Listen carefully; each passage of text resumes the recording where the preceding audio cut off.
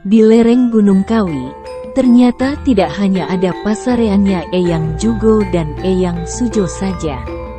Sebuah pasarean atau makam yang cukup terkenal karena dijadikan tempat untuk mencari pesugihan.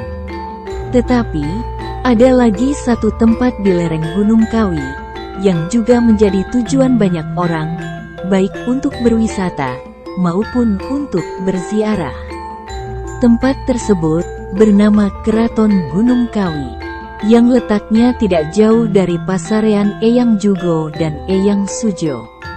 Keraton Gunung Kawi ini berada di Desa Balesari, Kecamatan Ngajum, Kabupaten Malang, dengan ketinggian 1100 meter di atas permukaan laut, dan hanya beberapa kilometer dari lokasi pasarean Eyang Jugo.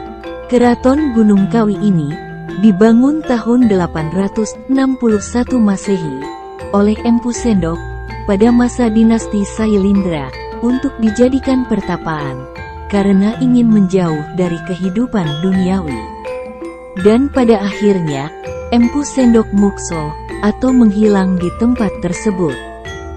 Empu Sendok sendiri menurut sejarah adalah raja pertama kerajaan Mataram kuno setelah pindah ke Jawa Timur, atau biasa disebut Kerajaan Medang. Setelah itu, kemudian banyak raja-raja yang datang ke tempat ini juga untuk menenangkan diri atau ingin meminta petunjuk pada Empu Sendok yang telah mukso. Seperti Raja Kediri, Prabu Kameswara, juga ada Ken Arok, Raja Singosari, juga pernah bertapa di tempat ini untuk menenangkan diri dan untuk meminta petunjuk. Makanya, tidak heran, banyak pejabat maupun penguasa zaman sekarang yang datang ke tempat ini juga untuk menepi. Bahkan, konon, Presiden Soekarno pun juga pernah berkunjung ke sini.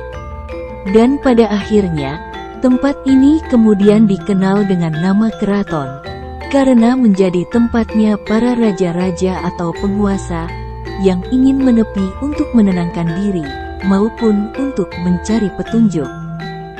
Di dalam bangunan inilah dulu dijadikan tempat bertapa Empu Sendok hingga mukso atau menghilang.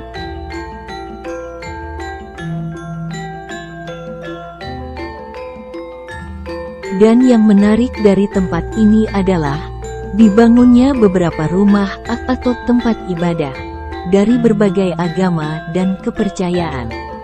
Di antaranya adalah bangunan masjid, vihara, pura, gereja, dan pesanggerahan untuk disediakan bagi pengunjung yang datang ke tempat ini. Dan sebagai bukti bahwasannya tempat ini sejak dahulu sudah dikunjungi dari bermacam-macam orang yang berbeda agama maupun kepercayaan.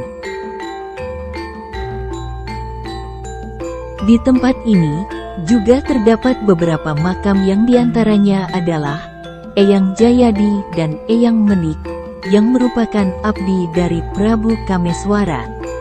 Dan juga ada beberapa dari para juru kunci terdahulu yang juga ikut dimakamkan di tempat ini.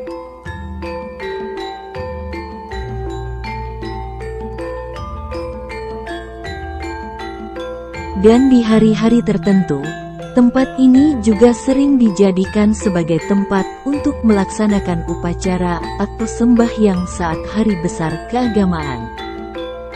Kiranya, cukup sekian perjumpaan kita kali ini tentang Keraton Gunung Kawi, tempatnya para raja-raja bersemedi. Semoga bermanfaat. Terima kasih.